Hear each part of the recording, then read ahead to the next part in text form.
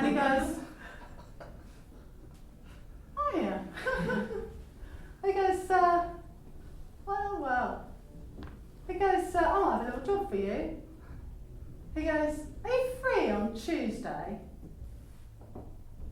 Yeah. Is your passport up to date?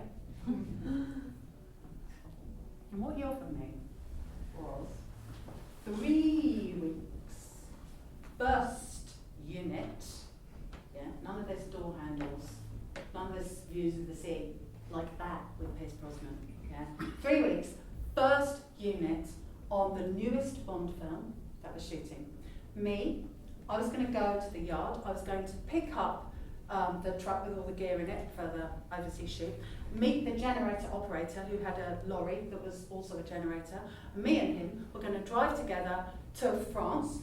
We were going to drive all the way through France, over the mountains, to Spain, all the way around Spain, all these really, really remote locations, go to Bilbao and get the ferry back.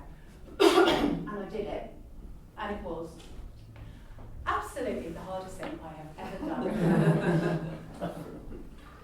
So just to give you a little taste of it, the first thing is, of course, we were on the wrong side of the road. The second thing is that it was millions of miles before GPS and mobile phones or anything like that. So the map was a massive paper thing that you had to have out on your lap while you're driving, trying to look at the mirrors and everything. And of course the writing was tiny, it was always on a fold, it was off the end, and of course it was in French. Yeah, and I didn't speak French, and nor did Rob, the generator operator. And when we got out of Paris, nobody else did either. So no one spoke English, and so we couldn't communicate. We didn't know where we were going. None of us had ever been there before. And to cap it all off, Rob drove like an absolute maniac. I had no way of getting in touch with him. Our mobile phones, which we had, rudimentary mobile phones, didn't work overseas.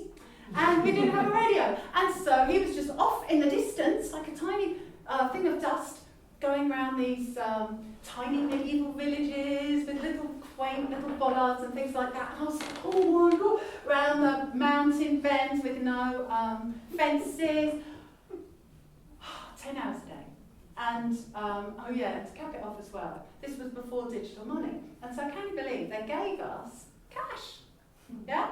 So we each had £500 each, which was the equivalent of probably about £1,200, something like that, cash for diesel and hotels and things like that in our back pocket while we were doing all this. Anyway, I knew when I got there, this was going to be it. I was going to be on the inside of the Glass Palace as I climbed down in France, in Spain, which had gone over the border, rural Spain in the mountains. I knew this would be my moment. But oh God, was I wrong. I have never in my entire life felt so different. So I don't know what that village is like now. But back in the 90s, this particular corner of rural Spain, the guys had never seen anything even remotely like me before. And all the runners and the drivers and the kind of local helpers and caterers and things like that, they all dropped what they were doing. And they went and got their friends. And they came after me, and no word of a lie. People think I'm exaggerating, but it really was like the Pied Piper. They were all just following me around. Taking photos with disposable cameras,